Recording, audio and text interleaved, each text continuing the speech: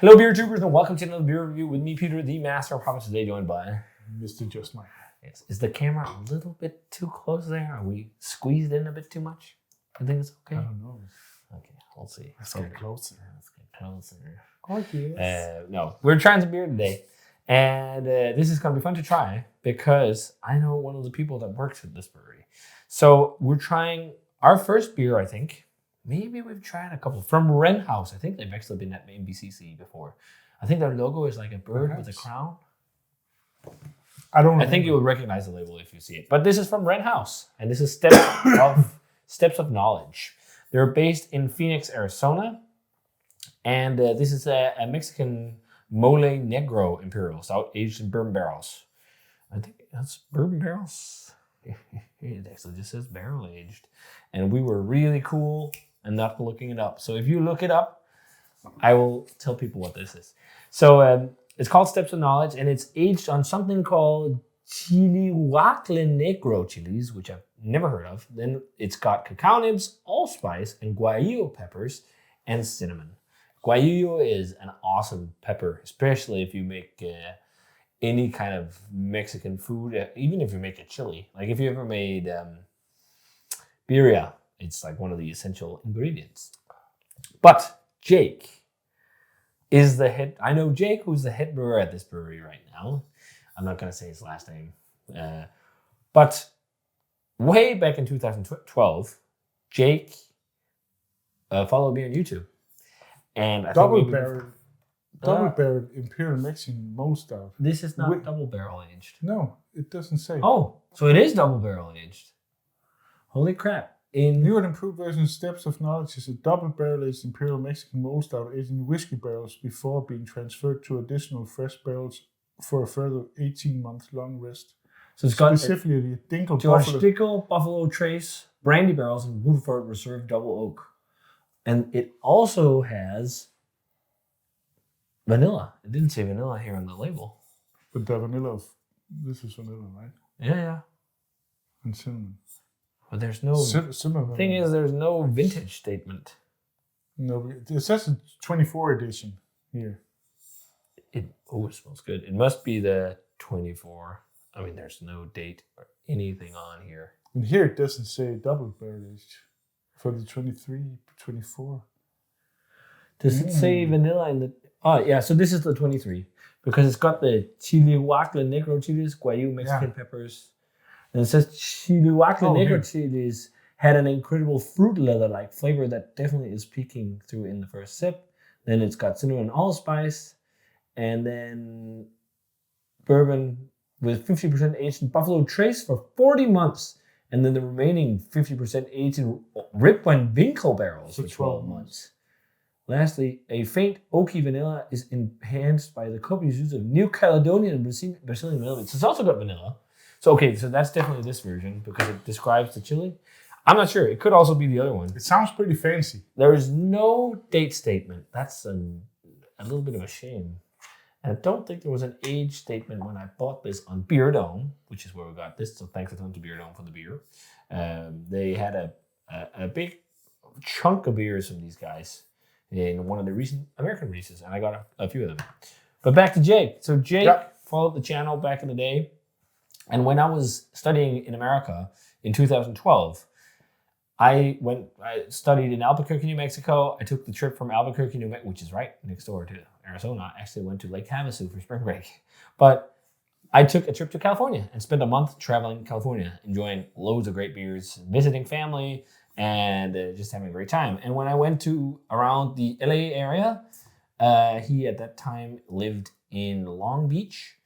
I stayed at his place. He offered a couch. And he showed me around. We went to Beechwood and stuff, which was amazing. This was before the days of Monkish and all this. I think maybe it was Monkish started and only did Belgian ales. I'm not sure. Maybe they hadn't started. But the big name from that, I remember, was Beechwood. That was like the biggest. Yeah. And we went a few other places, which was awesome. We got to hang out. And then we got to meet again back in 2018, where he had, back then when I met him, it was the first time, he was a home brewer. And then he'd actually become a head brewer at Smock City, which is right next to Monkish. So I went to Monkish and visited Monkish actually with another subscriber who was kind enough to drive me there because he was going there anyway. I could hitch a ride. I met them at Bottle Logic, which was random. They even gave me a ride home all the way up to San Luis Obispo, which was fucking, people are so nice. And we went together to Monkish, and then I texted Jake, and like we came over, and Jake gave us a tour of Smock City, which was awesome. And we tried a lot of different, they had mixed fermentation beers and all kinds of stuff. It was awesome. So massive shout out to Jake in this video. I'm looking forward to this. Yeah, I'm looking forward to this because I'm a massive fan of Mexicans. Yeah, me too. Stouts. I think it sounds so awesome, this one. Yeah, it's a shame it doesn't get made so much anymore. Yeah, I mean, I still remember the bomb days. Yeah. I mean, have you had Westbrook? Have you had a Christmas bomb yet? No, not yet. My buddy that's supposed to share this with me is currently out of service. Keto. Yeah. Keto diet. Looking forward to that. I will. So, but I'm looking forward to this as well. So let's check it out. Pour is a pitch black color. And by the way, I think all besides maybe one Wren House beer is sold out on Beer Dome, but you can check. Link for the shops down below. But it's pitch black. And it's got a tan head. It looks like a nice, robust stout. Yeah, it does. Let's check out the aroma. Oh, yeah. Cinnamon and allspice. Yeah. It's definitely got a kick. And there's definitely a dark, fruity, leathery thing, which must be the chilies. I think Guajillo gives a similar... Also get aromatic. the vanilla here. Yeah. It's got an almost milky vanilla note. I don't think the sometimes the chili in these is green in the nose. Yeah. I don't think so here. But I think green coffee being vibes. Yeah, but I think it's because these are another chili. Yeah, and they're dried. Yeah, and they're like sun dried, and they're like completely black. I have some in my cabinet. Actually, I have Guajillo chilies and ancho and chipotle for cooking, and they're not vegetal at all. They're more fruity actually. And when you make sauces with them, something when you get them blended up, they give like this fruitiness, and they're not necessarily spicy if you take out the seeds. At least the Guajillo. They do have some spice if you keep the seeds in. But that's always the balancing factor with these kind of Mexican stouts is not having them so really good. It smells really good. Very chocolatey too. Loads of chocolate. I don't get that much of a barrel. I'm also getting tobacco. Yeah, the spices are quite up front. But I think there is some barrel. Smokiness. Yeah, smokiness. That could also be the chilies. But I think there is a little bit of barrel. Smoky chili. Yeah. But I think there is some barrel, but it's kind of interplaying with the vanilla notes. So it's not like obvious barrel aged. It's like lighter than the adjuncts. It smells really good. It smells really good. And it's actually smelling very different from some of the classics. I know. It's its own thing. Yeah, it it's smells... not like, oh, this smells just like Bomb, or this smells just like a Praxis. It's not a Mexican cocoa thing. What's it called, this one? Mole Negro Stout. Mole Negro, they call it, yeah. Not Mexican hot chocolate. So it's probably inspired by Mole Negro paste that you use. It smells so good. Yeah. I mean, really good. It smells awesome. Let's try it. Cheers. Cheers. Thanks to Beer Dome for the beer. And shout out to Jake.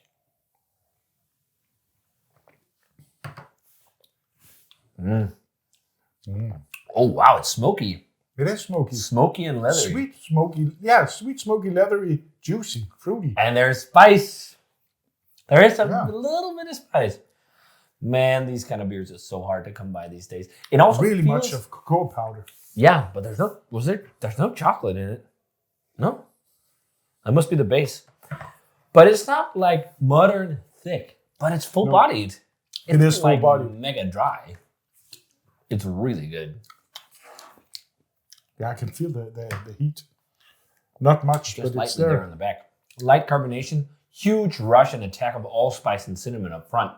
And then initially there's like that pop of leather, then the spices come, then that fades, and then it goes into spicy chili, leathery, smoky notes. Like almost like they say fruit leather. I totally see that. Smoky fruit leather, if that's even a thing. It's actually said here, fresh Mexican hot chocolate. Ah, well. But I'm surprised there's no cocoa in here. Yeah. But it must be the cinnamon and the oil to give this powdery. Yeah, maybe. Because it has huge, like, chocolatey vibes. Baker's chocolate or something like that. And the barrel is definitely like, although it's in barrels for a long time, it's a bit second fiddle. Like, it's all the adjunct shines so much that, like, it's hard to completely decipher. Yeah. But you can feel like there is something that's not pure vanilla, that's like, and some dryness, which I think is the barrel. But that's always the thing with making barrel-aged beers where you add adjuncts and stuff. Like, it's really hard to balance it. I think, especially with spices, I think this is quite well balanced adjunct-wise. Perhaps the base could have been a little more robust to carry all these spices, and so you can still taste more of the base. I think so. But it's a similar base to bomb and stuff like that. Maybe even a little bit bigger. It's not like it's weak bodied. No, it still feels isn't rich, or not rich and thick. Triple C. But it could have it could have a little bit more body. Yeah. I agree. But I don't want to knock it because I also don't think it necessarily needs No, it. I'm not knocking it. No, because there is also a tendency of people criticizing beers now these days for not being super thick and super sweet. It's like, we shouldn't only have That's beers not the that things give you I miss diabetes. here. It's just a more robust base. Yeah. A little bit like when you take in the old days, Silesium or Amundsen, where it's just all on the adjuncts. But I think what this does really well is a canvas for what it's trying to emulate. Like, it makes it taste like Mexican mole or hot chocolate. Yeah, I agree. It feels like drinking a beer version of cooking fucking birria or whatever, like something like that, where you like make all these pastes and things.